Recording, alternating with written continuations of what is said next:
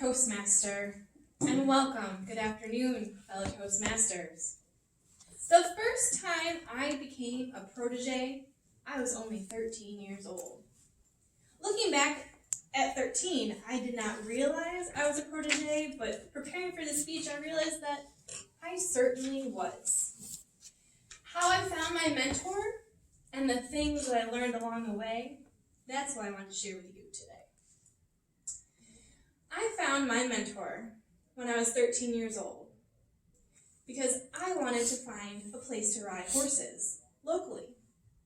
You see, up until that point, I had always ridden horses at the family farm, but it was 3 hours away, and I only got to go there during summer vacation and holidays.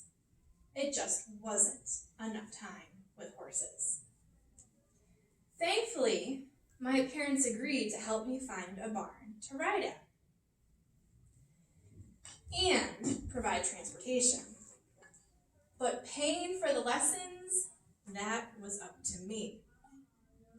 How does a 13-year-old pay for riding lessons? By working at the barn, of course.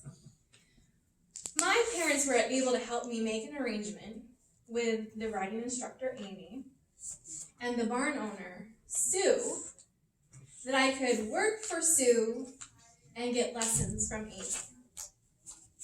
To start, I only had to be at the barn a couple days a week. But I loved it so much, I ended up being at the barn on average 6 days a week. I loved horses and wanted to know more. And Sue, the barn owner, could really see that. She knew I knew about horses from my previous experience at my family farm, but she started slow by showing me how she wanted her stalls cleaned at her barn. She saw quickly that I was a fast and willing learner. And eventually, she started giving me more responsibility. I wasn't just cleaning the stalls. I was helping to bring the horses in and out of the barn. Then I got to help feed the horses. Finally, adding a little bit more responsibility, I helped prepare the grain, which was an important job because every horse received a different amount, and usually with some different supplements, so you wanted to get it right. But she didn't stop there. You see, there was the spreader that had to be backed into the barn, either driving a lawn tractor or four-wheeler, and that is how I learned basically how to drive a car, from every day backing it down the aisle without bumping into anything. And it was only about this wide. There was always something that needed to be done. And Sue would say, somebody's got to do it, and look at me, and I'd say, who, me? And I was always a little nervous because I didn't want to let her down.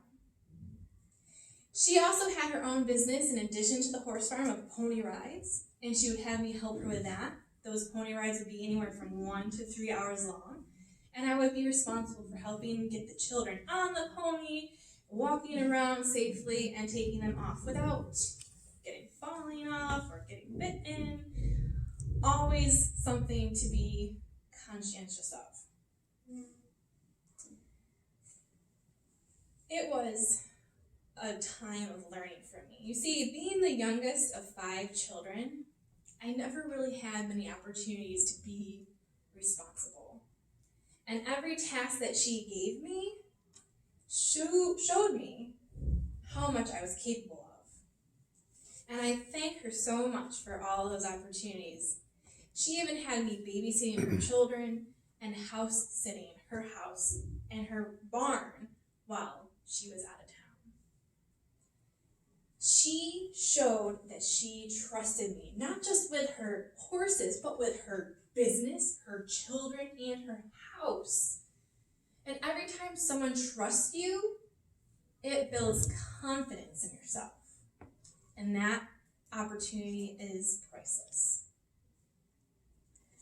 Some of the things that I learned looking back from Sue of having a mentor was that it's important to find someone with great knowledge. Sure, she was a knowledgeable horsewoman, but she knew many other things from being a business person, a wife, and a mom. And even though she jokingly told me, don't get married, don't have kids, I secretly wanted to grow up to be just like her. I'm now married to a truck driver. Her husband's a truck driver. And I have 2 kids. She has 2 kids. Coincidence?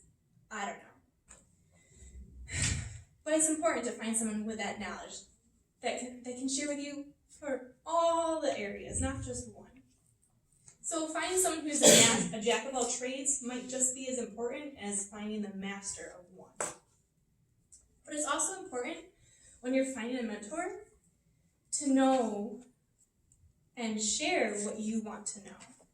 She knew that I wanted to learn about horses, and she was supportive of that.